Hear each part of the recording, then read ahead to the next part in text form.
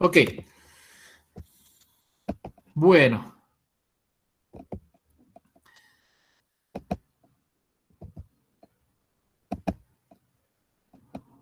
El tema de hoy es quemaduras, que bueno, es un recuperatorio. Lastimosamente tuve un contratiempo la semana pasada y no pude dar la teórica a tiempo. Este tema es un tema bastante importante, ya que nosotros todos como médicos, médicos generales, en algún momento, quizás como especialistas, vamos a enfrentarnos a una quemadura, ¿no? Desde el ámbito domiciliario, las quemaduras leves, ligeras y que un familiar siempre te va a preguntar qué tengo que hacer, hasta las quemaduras severas que se tratan en los hospitales y los grandes quemados, ¿no? Primero, tenemos que hacer un pequeño recordatorio de la histología y la fisiología de la piel, que es la barrera que generalmente se ve dañada por las quemaduras. Recordemos un poquito sobre la histología de la piel, ¿no? Tenemos tres grandes capas de la piel: la epidermis, por debajo la dermis y por debajo la hipodermis. En la epidermis, sobre todo, lo que vamos a tener son los orificios de salida de los folículos pilosos, de las glándulas sebáceas, toda la recubierta del tejido epitelial y las terminaciones nerviosas libres, ¿no? De los nervios, la parte final de los nervios, que es donde lo que transmite la sensibilidad. Además, también acompañando a los folículos pilosos están las glándulas sebáceas. En el siguiente estrato, en lo que corresponde a la dermis, ahí también hay estructuras muy importantes. También transcurre a través de los nervios. A través de ella y en esta zona es donde están todos los componentes vasculares, arteriolas, venas, etcétera, que llevan la irrigación a las capas más superficiales de la piel. Está también, en algunos casos, tejido muscular, generalmente no, pero puede haber tejido muscular pequeño. Está la base de los folículos pilosos y de las glándulas sebáceas y sudoríparas. Y bueno, muchos capilares, ¿no? Y ya por debajo está la hipodermis, donde lo más importante ahí son las arteriolas y las venas, que son de mayor calibre que la dermis y que son las que nutren a todas las estructuras suprayacentes. Recordemos también que la piel tiene funciones muy importantes. Ustedes saben que la barrera de protección principal del organismo es la piel, siendo la piel el órgano con mayor extensión en el organismo, ¿no es cierto? Y la piel tiene muchas funciones, aparte además de la protectora y de crear una función de barrera.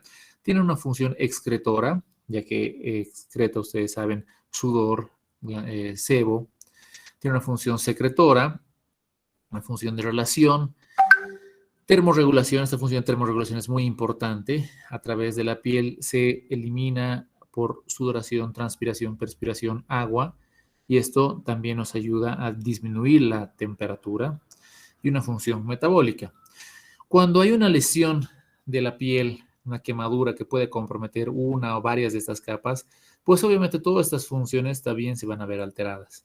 Y parte del tratamiento, parte importante del tratamiento, es llegar a recuperar todas las funciones de la piel, ¿no? En mayor o menor medida, pero todas deberían recuperarse.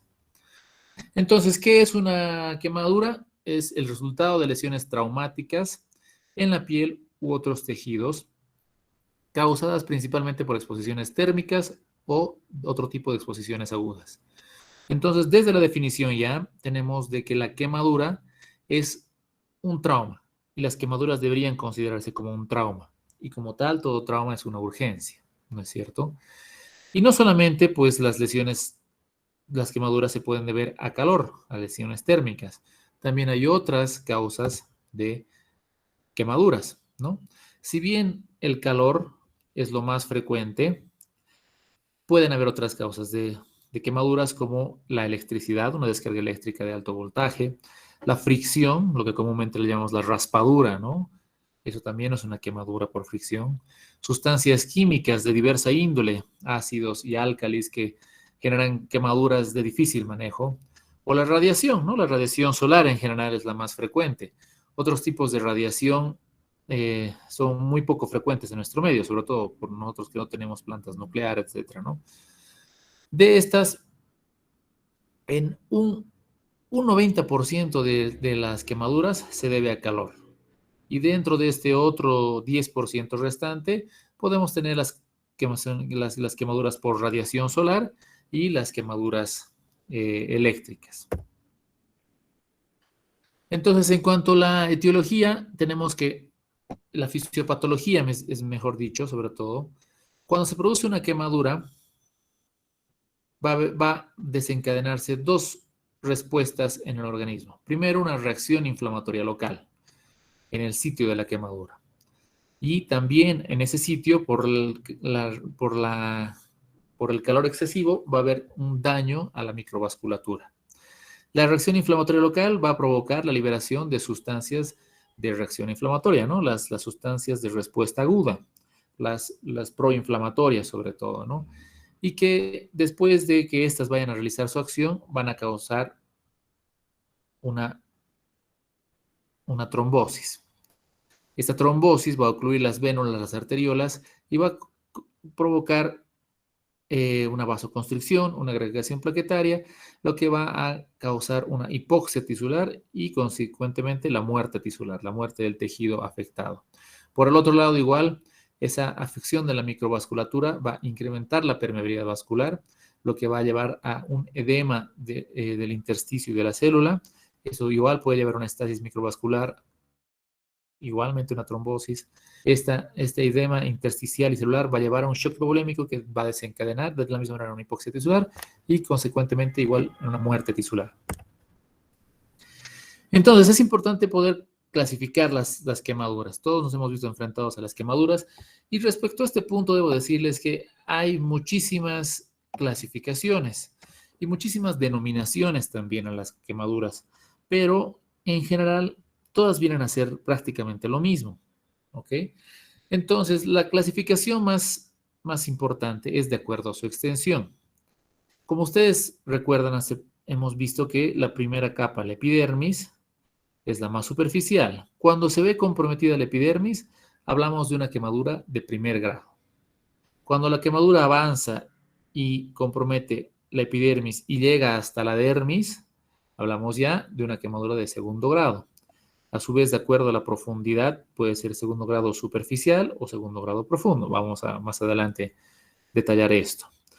Cuando la quemadura es mucho más profunda, compromete epidermis, dermis y llega hasta la hipodermis, y hablamos de una quemadura de tercer grado.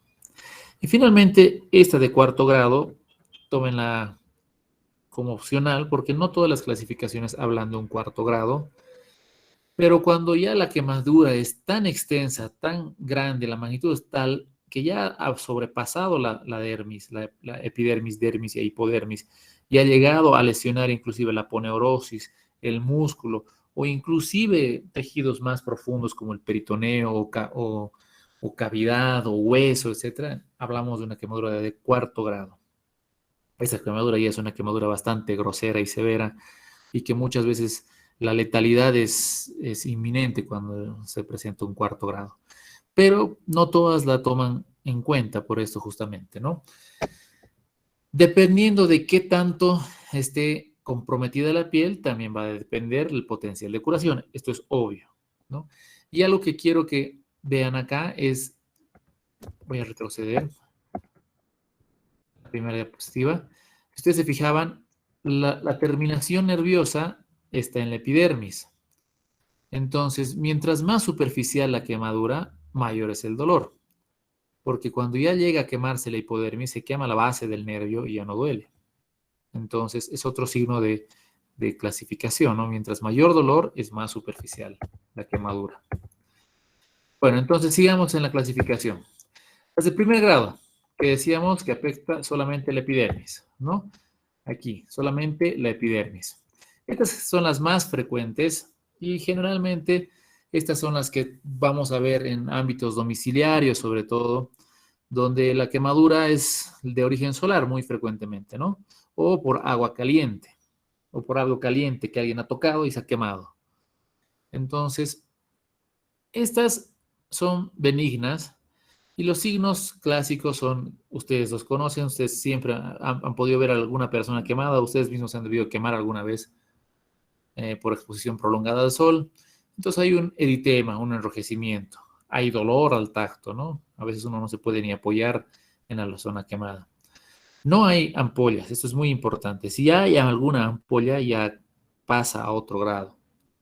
La piel puede edematizarse, a veces se puede sentir un poco hinchada o gruesa la piel, pero sin presencia de ampollas. Y estas van a curar por completo en aproximadamente 5 días, entre 3 a 6 a 7 días, pero en un promedio de 5 días, curan por sí solas y curan sin secuelas. Obviamente para estas el manejo va a ser mucho más sencillo y para estas va a bastar con hidratar la piel y cubrirla de mayor exposición al sol, ¿no? Cremas hidratantes o se puede poner inclusive la misma crema de quemaduras y va a curar rápidamente y de buena manera, sin dejar marcas ni secuelas. Entonces, primer grado, benigno, totalmente sencillo. Ya las de segundo grado, cuando hemos sobrepasado la epidermis y hemos llegado a la dermis, a su vez se van a clasificar en dos tipos. Segundo grado superficial, que afecta a la dermis papilar, que es la más superficial, y la del segundo grado profundo, o dermis reticular. ¿Cómo podemos darnos cuenta de cuáles son? Pues por los signos también. Las de primer grado superficial tienen flictenas o también llamadas ampollas, ¿no? Que generalmente están intactas. Y ahí es donde más adelante vamos a hablar del manejo. A muchos les gusta reventar las ampollas. Va a haber dolor porque todavía está el nervio en su base intacto y entonces es bastante doloroso. El folículo conservado va a estar, el folículo piloso va a estar conservado porque la base, como sabemos, está en la parte reticular de la dermis. Va a haber también un buen retorno venoso porque igual los vasos, como veíamos en la imagen, están en la parte basal de la dermis.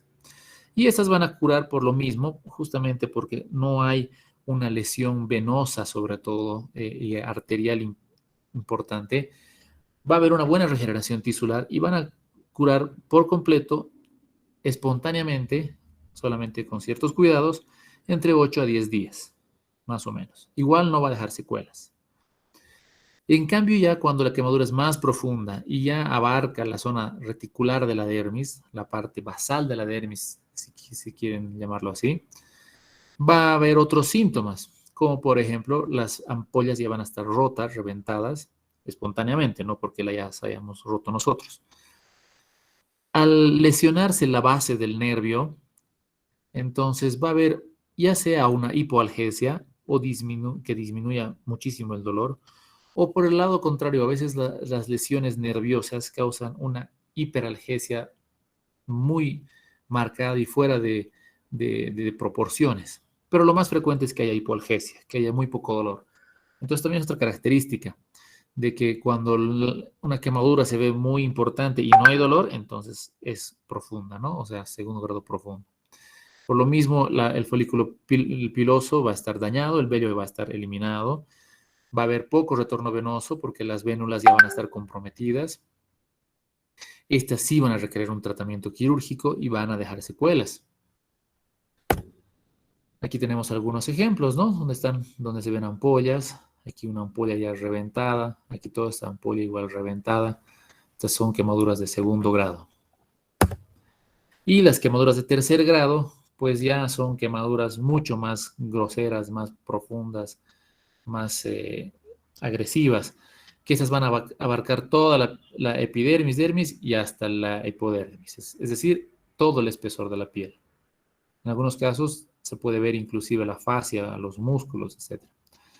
Esta no va a doler, a pesar de que se vea así de horrible, totalmente negra, carbonizada, no va a doler porque ya van a estar quemados los nervios, van a estar completamente eliminados. Estas son las llamadas quemaduras blanquecinas, amarillas o marrón oscuro. Generalmente tienen este aspecto carbonizado inicialmente y luego van cambiando de color. La piel va a estar totalmente seca. Después de unos días se va a tornar gruesa, dura, rígida y va a tener un aspecto apergaminado o correosa como el cuero, ¿no? Se va a tornar muy dura. Los vasos que aquí como ven en la imagen que están en la hipodermis van a estar comprometidos, entonces a haber mucha lesión vascular, por lo tanto, mucha trombosis y mucha necrosis de los tejidos suprayacentes. En estas, sí o sí, el tratamiento es quirúrgico, y mientras más pronto, mucho mejor. Pueden ser tan severas que en algunos grados van a requerir amputación cuando ya no hay una solución quirúrgica adecuada. Van a dejar secuelas importantes porque la cicatrización de estos, ustedes imagínense, va a ser tan extensa y la piel que puede quedar alrededor va a quedar tan dura que puede crear como bandas o zonas rígidas que no van a tener la elasticidad de la piel y van a provocar alteraciones funcionales. Y en niños y ancianos, sobre todo, pues son muy graves y mortales generalmente y hay que hacer valoraciones cada 48 horas. Entonces, aquí una tablita resumiendo lo que les había dicho, ¿no?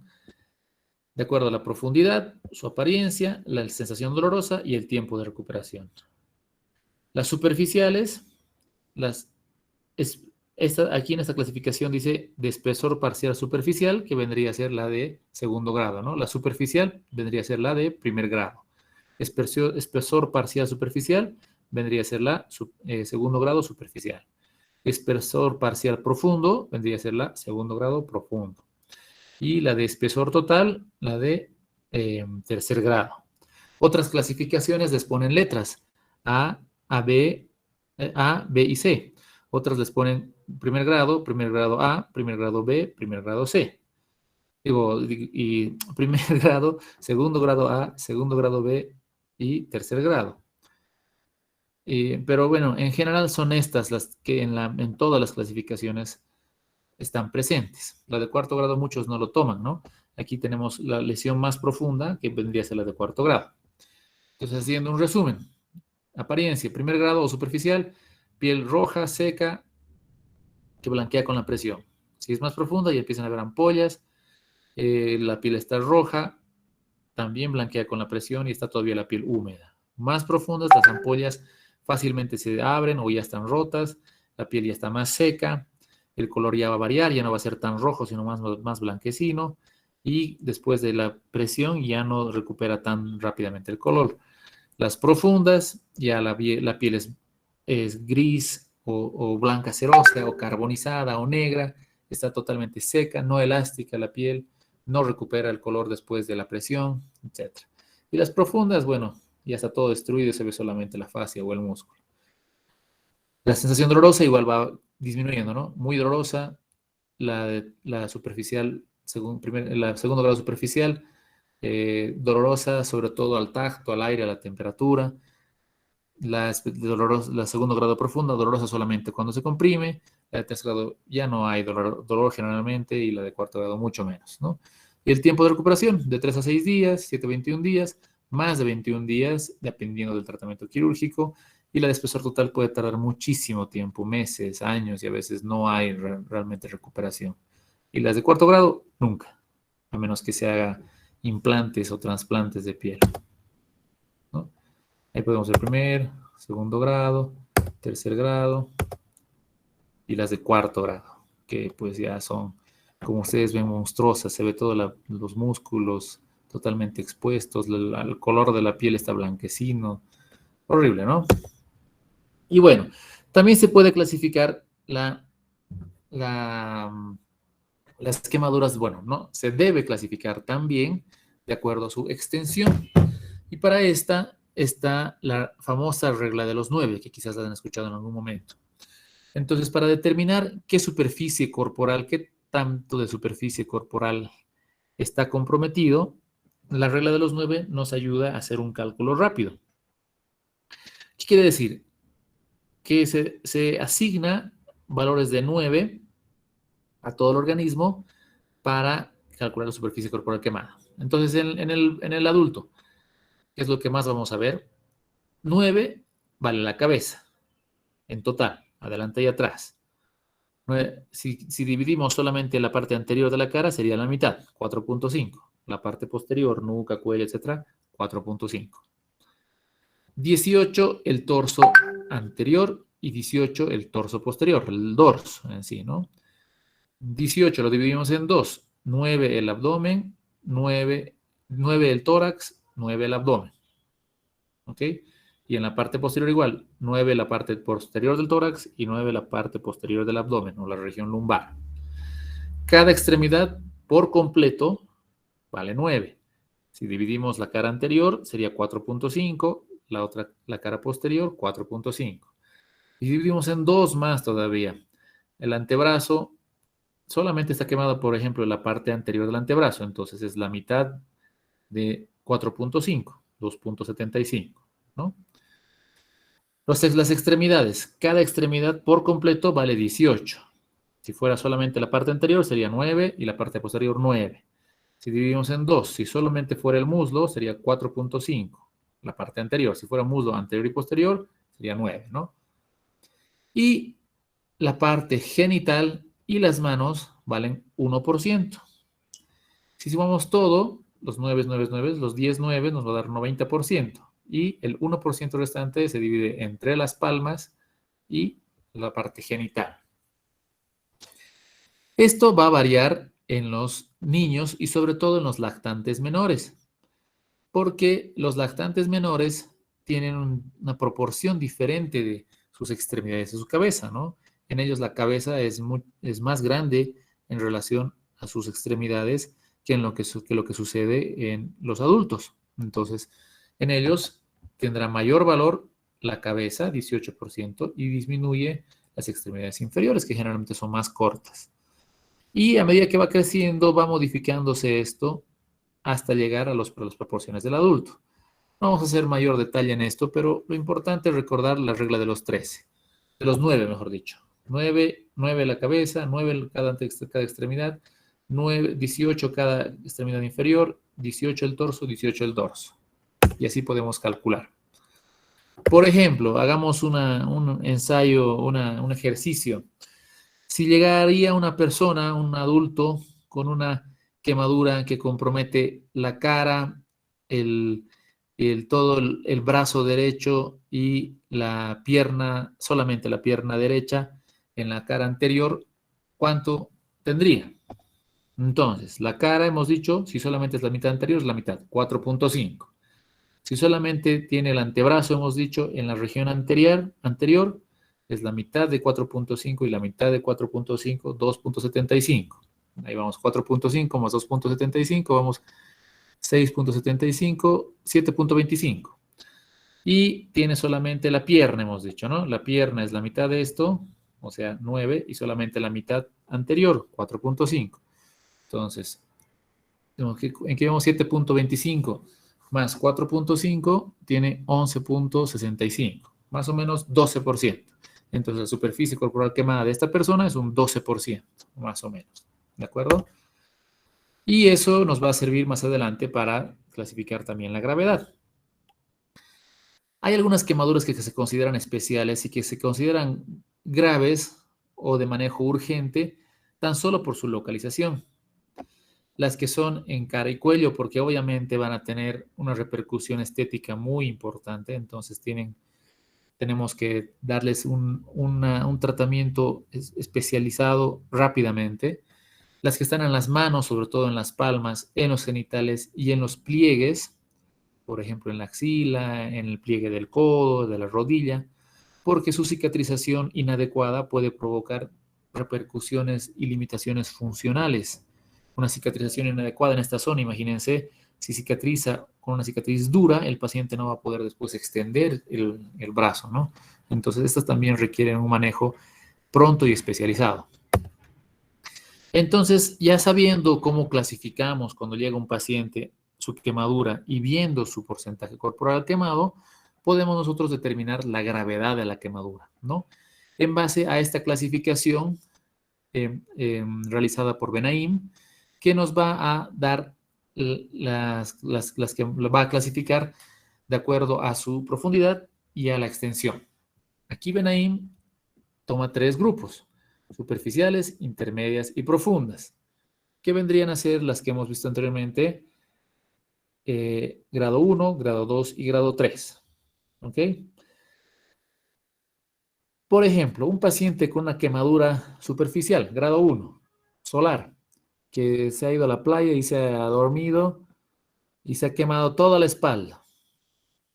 Toda la espalda hemos dicho que es un 18%, ¿no? Entonces entra en un grado 2, moderado. Fíjense que por el mismo hecho de ser superficial, no significa que siempre va a ser leve. Pongamos que una paciente de estas que va a hacerse hacer eh, el, el bronceado en esas máquinas especiales, ¿no? El bronceado para verse mejor en esas máquinas ultravioletas, etcétera, pero por algún error de funcionamiento o tiempo prolongado, pues se quema toda la parte anterior de los antebrazos, muslos y torso. Entonces tiene 18 más 18, 36, más 36, un 64% o 72% de quemadura corporal. Entonces ya entra en un grupo crítico. Más del 60%, por más que sea superficial, ya entraría en un grupo 4 o crítico, ¿no? Otro ejemplo, un paciente que por más que sea pequeña, solamente se ha quemado la parte anterior del muslo, pero con una lesión profunda, pues ya se considera como leve perdón, solamente el muslo sería un 18%, ¿no es cierto? Pero el 18% en un grado 3 sería una quemadura grave, ¿no? Entonces, esta clasificación nos ayuda a determinar el tratamiento que va a recibir nuestro paciente. Generalmente las quemaduras leves, moderadas, superficiales y superficiales profundas se pueden tratar en centros de primer y segundo nivel. Las quemaduras graves o profundas, superficiales profundas y graves para adelante, siempre deben tratarse en un centro especializado. Entonces ahí tenemos los criterios de derivación, como les mencionaba, ¿no? Quemaduras de espesor parcial superiores al 10% de la superficie corporal quemada, que afectan la cara, pies, genitales, tercer grado de cualquier grupo de edad, lesiones por inhalación, lesiones químicas, etc. Todos estos son las indicaciones que nosotros tenemos que tener muy claro y en cuenta, que cuando suceden tenemos que transferir inmediatamente a un centro especializado en quemados. Lastimosamente en nuestro medio no tenemos muchos centros de quemados, sobre todo públicos. Públicos tenemos en la ciudad de La Paz el Hospital de Clínicas, la unidad de quemados, y en la ciudad del Alto el Hospital Boliviano Holandés, la unidad de quemados. Después no hay más hospitales públicos de quemados. Así que sin perder tiempo tenemos que enviar a uno de estos dos, dependiendo en qué ciudad estamos. A veces se envía inadecuadamente a un hospital de tercer nivel que no tiene unidad de quemados, entonces se pierde tiempo porque de ahí recién lo envían a la unidad de quemados. Entonces es importante saber dónde tenemos que enviar, que generalmente estas unidades de quemados son manejadas por cirujanos plásticos.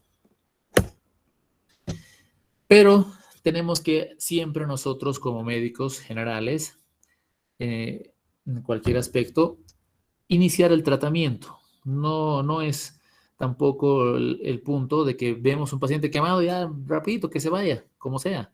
No, tenemos que hacer un tratamiento inicial, un manejo inicial lo más pronto posible y derivar de manera adecuada al centro especializado si es que es necesario.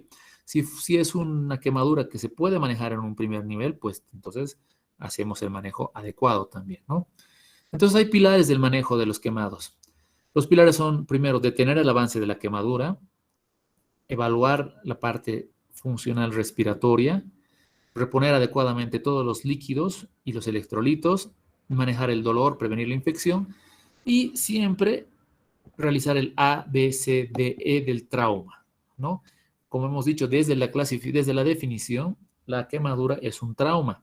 Entonces, en todo trauma tenemos que hacer el ABC para determinar de que no haya alguna lesión amenazadora de la vida que tenga que tratarse urgentemente. Además, en algunas situaciones y en el contexto de ciertas quemaduras, van a estar acompañados de otros traumas. Por ejemplo, un paciente que se ha quemado en un accidente de tránsito. Además del fuego del accidente, por el choque puede tener otras lesiones asociadas.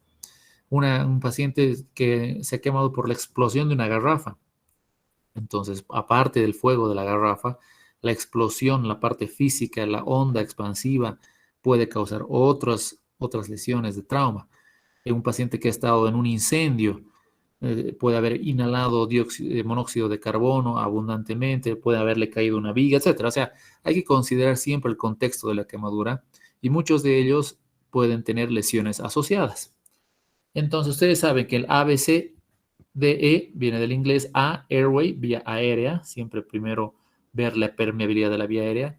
B, de breathing, que significa respirar, ver cómo respira el paciente, si respira de una manera adecuada. C, de circulation, que es de circulación, ver que haya un flujo sanguíneo adecuado.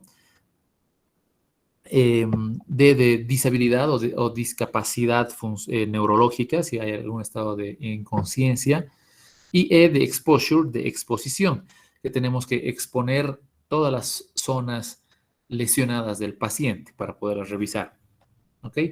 Bueno, vamos desarrollando cada uno de estos pilares. Entonces, primero, detener el avance de la quemadura, ¿no? Entonces, esto, bueno, alguna vez podemos observar y presenciar un paciente que se quema, en ese momento se envuelven las llamas, yo qué sé, en situaciones como esta, que es de una foto de una manifestación en Venezuela, donde le estalló una molotov a uno de los manifestantes.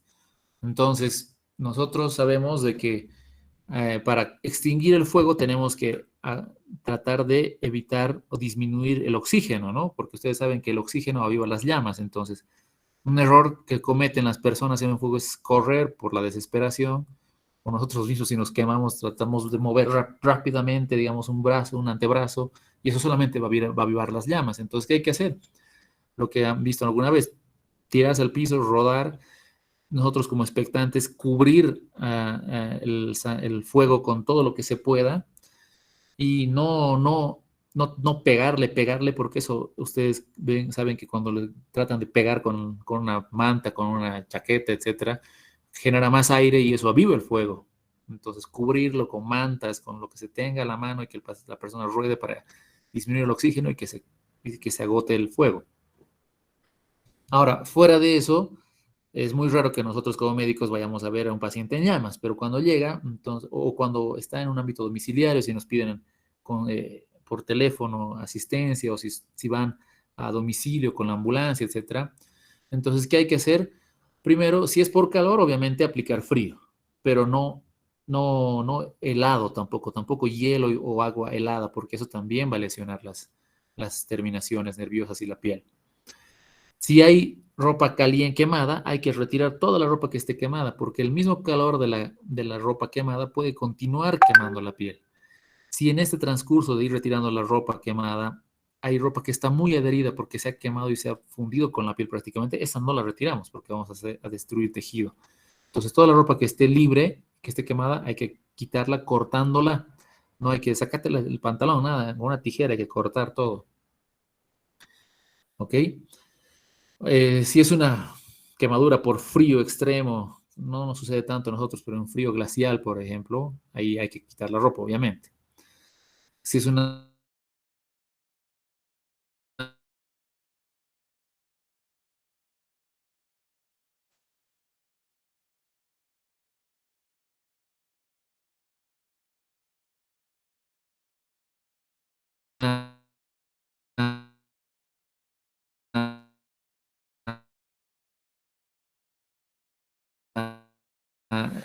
una quemadura por... Ahora sí, perdón. Entonces, les decía, si son quemaduras químicas como cal o fósforo, primero lavar con agua, tratar de cepillar y quitar la sustancia química. Si son quemaduras eléctricas, obviamente primero separarlo de la fuente de quemadura y sobre todo cuando vemos una quemadura y después de haberle echado agua y limpiarle con agua todo lo que se pueda, cubrir la herida, pero cubrir la herida con un pedazo de tela limpia y mojada. Por ejemplo, si sucede en casa que se quema un brazo con agua hirviendo o con fuego de una parrillada, yo qué sé. Entonces, apagar el fuego, echarle agua fría, o agua por lo menos solamente, y luego envolverlo con una toalla mojada y así llevarlo al servicio de emergencias, ¿no? Porque la misma exposición, como las fibras nerviosas están expuestas al aire ambiente, hasta el mismo aire puede causar dolor en la piel quemada. Entonces hay que cubrirlo y además evitamos infección. Otra parte importante, ya viendo el ABCD, es ver la vía aérea. Muchas veces nos centramos solamente en la quemadura y no reconocemos de que pueda haber alguna lesión respiratoria. Pacientes, por ejemplo, que han estado en incendios forestales, en una casa incendiada, etcétera, en un accidente, pueden haber inhalado monóxido de carbono. Y esto nos va a dar algunos síntomas que nos van a hacer sospechar de alguna lesión respiratoria.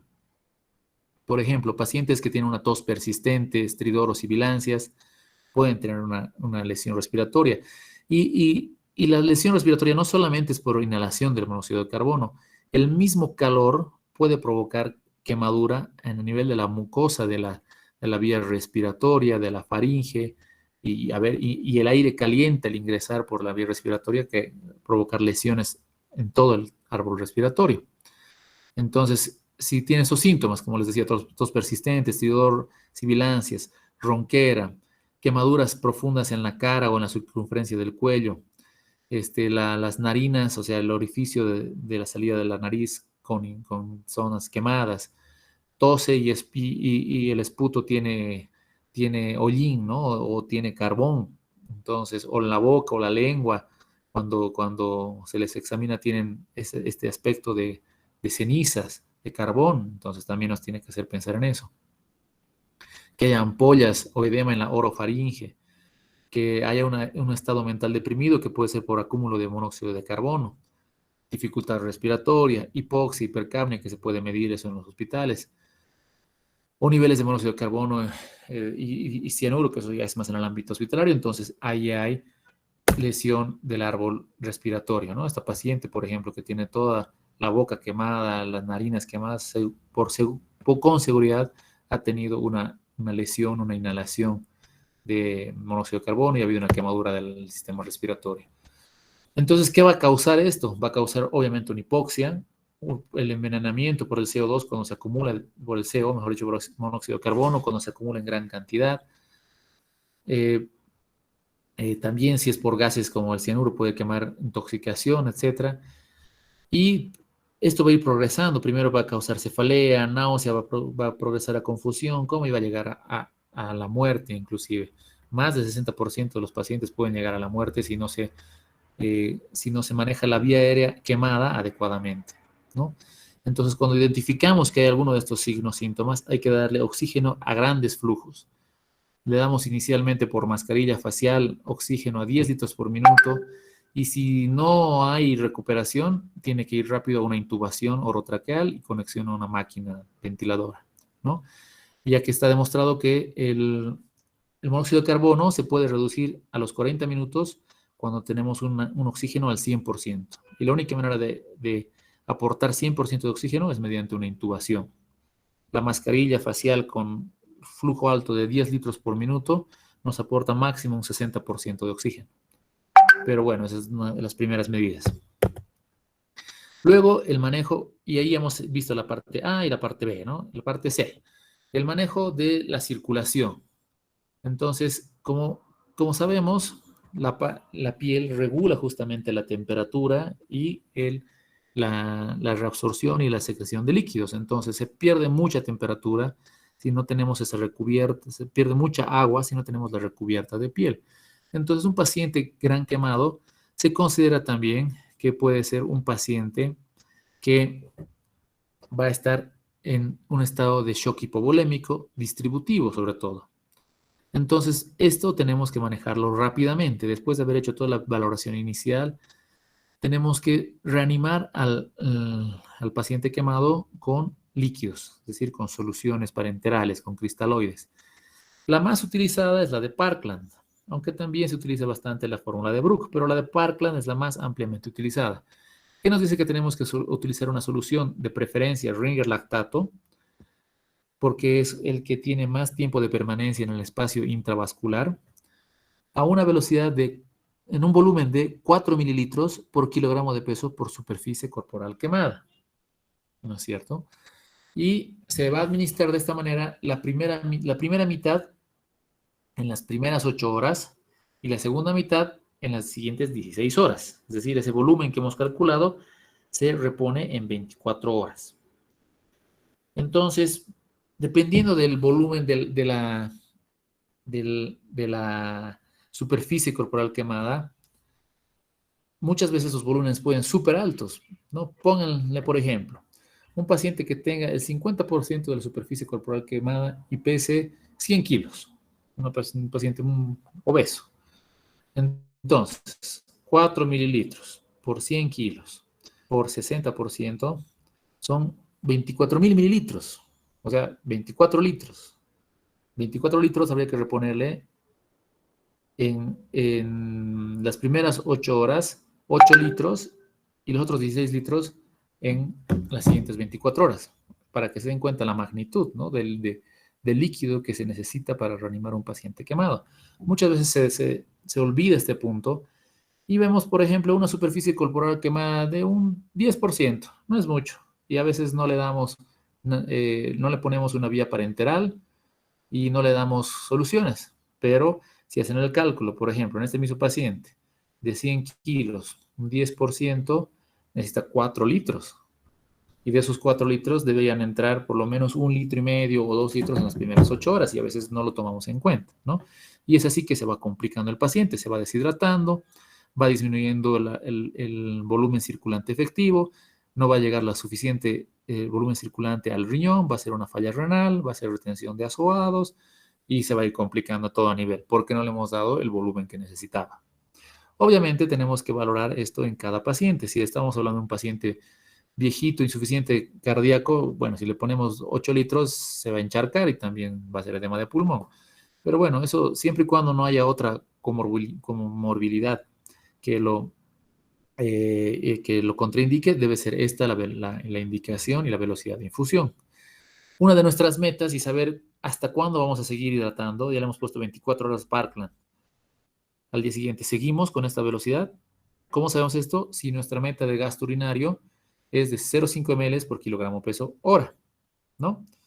Entonces es lo mismo. En este paciente, por ejemplo, de 100 kilos que decíamos, entonces tendrá que orinar 50 mililitros cada hora, por lo menos. Y si vemos que esto es así, entonces, está bien, hemos cumplido nuestra meta, podemos bajarle un poquito al volumen.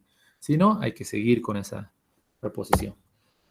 Y aquí les presento una tablita que más o menos es igual, junta todo lo que estamos hablando, diferenciando entre niños, entre infantes pequeños, entre adultos y utilizando la fórmula, en este caso la de Brook, ¿no? Pero bueno, es de la misma manera. Continuando con el manejo, que ya hemos estabilizado al paciente en líquidos y electrolitos y hemos parado la quemadura, entonces, ¿qué hay que hacer? Por la misma vía que le hemos iniciado, por la vía parenteral, tratar el dolor. Imagínense ustedes, el dolor es inmenso en un paciente quemado, ¿no? Hay que enfriar la herida con soluciones, hay que lavar, hay que pedir laboratorios, que estos son los laboratorios básicos que siempre se tienen que pedir. En algunos casos habrá que hacer una vacuna antitetánica, habrá que hacer un debridamiento de ampollas si es que lo amerita, tratar las úlceras, tratar el prurito, y vamos a ir viendo estos casos. Entonces, ¿cuál es el tratamiento local, es decir, de la quemadura que vamos a hacer en primera instancia? Porque esto es tratamiento sistémico, ¿no? Pasarle analgésicos, utilizar antibióticos, etcétera. Pero en la quemadura, en la zona que está quemada, ¿qué es lo que vamos a hacer?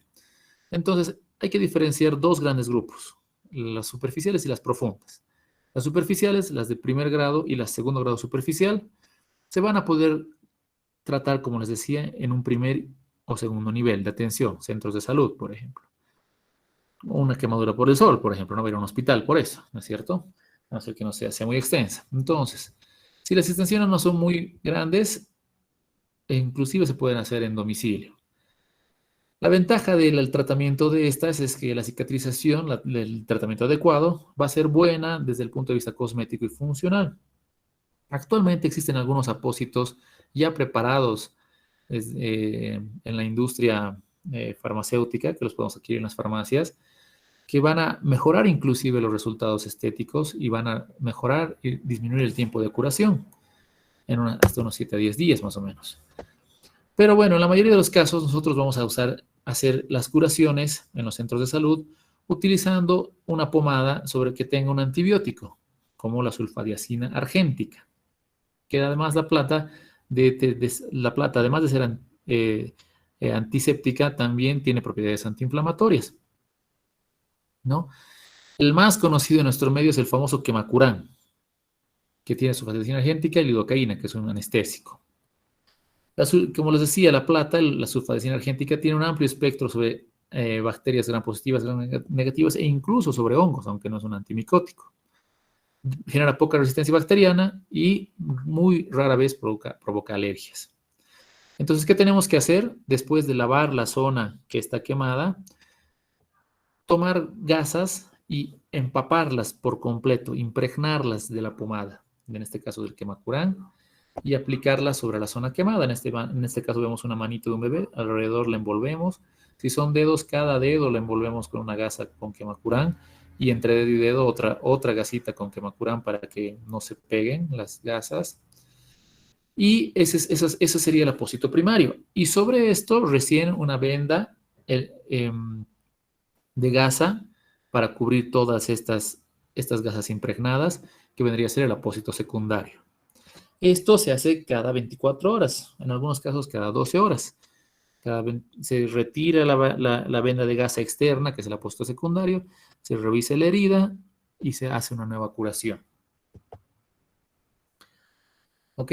El momento de retirar las gasas empapadas con quemacurán, o en algún caso si no tuviéramos quemacurán con iodopovidona sólida, puede quedar algo de la crema sobre la herida. Esa no se la retira, no se la limpia, no se la raspa, no se la lava. Se la deja y encima se vuelve a colocar otra gasa empapada. ¿Ok? En algunos casos que vemos que está completamente limpia la gasa, podemos retrasar un poquito más la curación, al dejarla ese día sin retirar el apósito primario y el día siguiente recién cambiar el apósito primario. Si hemos utilizado estos apósitos prefabricados para quemados que tienen ya vienen con la sustancia de plata impregnados en ellos, entonces es mucho más fácil hacer la curación y nos quita muchísimo más tiempo, y menos tiempo, mejor dicho, y son mucho más fáciles de manipular. Si después de que estar viendo de 10 a 12 días esta herida superficial no ha cicatrizado, no ha empezado a epitelizar o vemos alguna complicación, debemos transferir igual a un centro de tercer nivel. De cuarto nivel en todo caso inclusive. Sin embargo, las quemaduras de segundo grado profundo y tercer grado, que son profundas siempre, esas en todo caso hay que transferir a una institución especializada. Porque en estos hay que perder poco tiempo para sustituir la piel quemada por piel sana, lo más rápido posible. Entonces, para esto se realizan técnicas ya quirúrgicas. Estas van sí o sí a una limpieza quirúrgica. Entonces, se hacen debridamientos, es decir, quitar toda la piel quemada, obviamente bajo anestesia, ¿no? Estos pacientes entran a quirófano, son anestesiados y se retira toda la piel que está quemada. Y después se pueden hacer colgajos, se pueden hacer injertos, se pueden hacer coberturas con autoinjertos cutáneos de otras regiones, se pueden hacer injertos animales, hay injertos de origen animal, hay prótesis de piel actualmente, o sea, en esto ya la medicina ya ha avanzado bastante, pero requiere sí o sí tratamiento quirúrgico especializado por un cirujano plástico. Entonces ahí no hay mucho tiempo que perder. Después de que vemos al paciente, de haber lavado, de haber cubierto con nuestras gasitas con quemacurán, lo mandamos a tercer nivel. Unas quemaduras totalmente diferentes son las quemaduras químicas, que estas generalmente son mucho más graves y severas. Estas siempre tenemos que mandarlas a un centro especializado, que pueden ser ya sea por ácidos o por álcalis, y que justamente el antídoto es lo contrario, ¿no? Para un ácido se le aplica un álcali, para un álcali se le aplica un ácido para neutralizar el pH. Los ácidos lo que van a provocar sobre todo es necrosis de coagulación y los álcalis van a provocar también necrosis pero por licuefacción. Aquí no vale la pena entrar mucho en detalle porque más allá del tratamiento inicial que es lavar y cubrir, no podemos hacer nada más en primer nivel, hay que siempre transferir. Y las quemaduras eléctricas también tienen que ser una consideración muy, muy especial, porque la electricidad muchas veces, las quemaduras eléctricas no siempre se ven por fuera tan severas, pero pueden ser muy riesgosas. Por ejemplo, un paciente, una persona que ha estado en contacto con un cable de alta tensión, lo ha tomado con la mano, entonces tiene una quemadura en la mano y no se ve nada más. Pero nosotros sabemos que la electricidad siempre entra y sale por un orificio. Entonces tenemos que buscar en el paciente el orificio de salida. Si la electricidad ha entrado por la mano y yo que sé ha salido por la espalda, va a haber una quemadura en la espalda. Bueno, en ese trayecto puede haber lesionado nervios, puede haber lesionado vasos y puede haber lesiones profundas, no visibles. Y si no encontramos un orificio de salida, pues puede ser mucho más severa la lesión interna. Puede provocar inclusive paros cardíacos, arritmias severas, lesiones nerviosas del simpático, parasimpático, etc. ¿No? Entonces pueden ser muy graves y por eso se debe mandar una lesión por descarga eléctrica importante, ¿no? No porque metió el dedo al enchufe, pero de alta tensión, por ejemplo, se debe enviar a un centro de tercer nivel.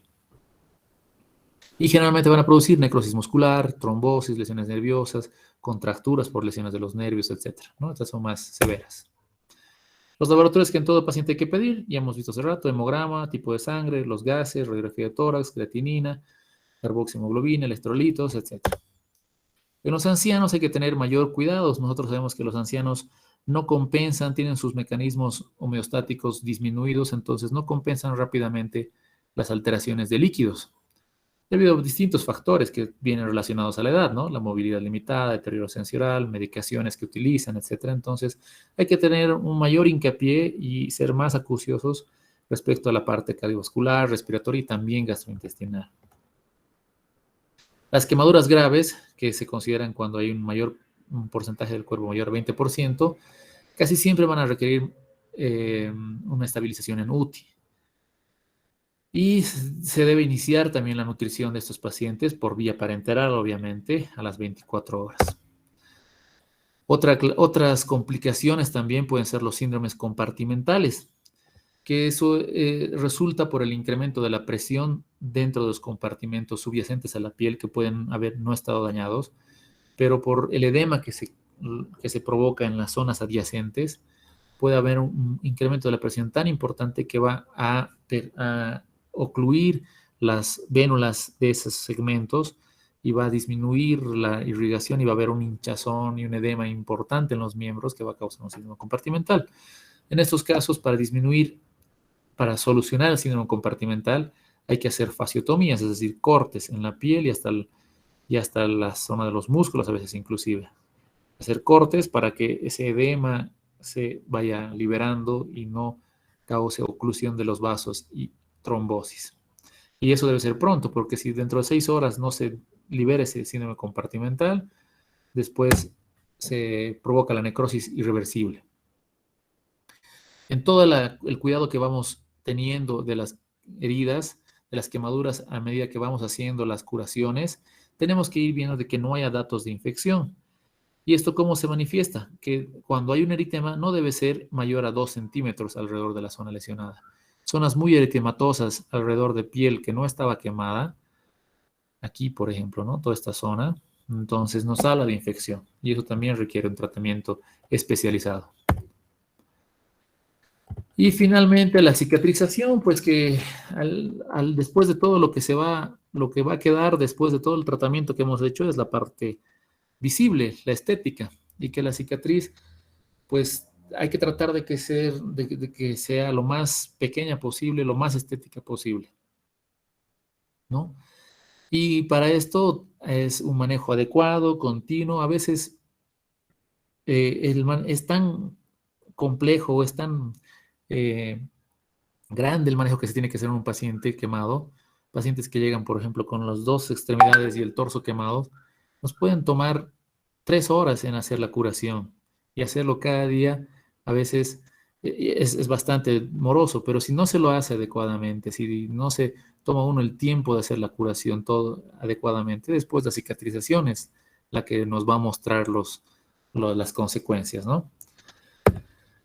Y bueno, nada más, no se olviden que el manejo adecuado, pronto, de una quemadura y la transferencia adecuada y pronta de pacientes grandes quemados a un centro especializado es muy importante para el pronóstico y las secuelas que pueda dejar las quemaduras, ¿no?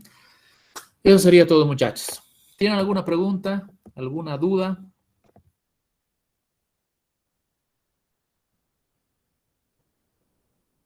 Doctor, disculpe, y en cuanto al dolor, cuando tenemos quemadura, en ese Buena caso, pregunta. Sí.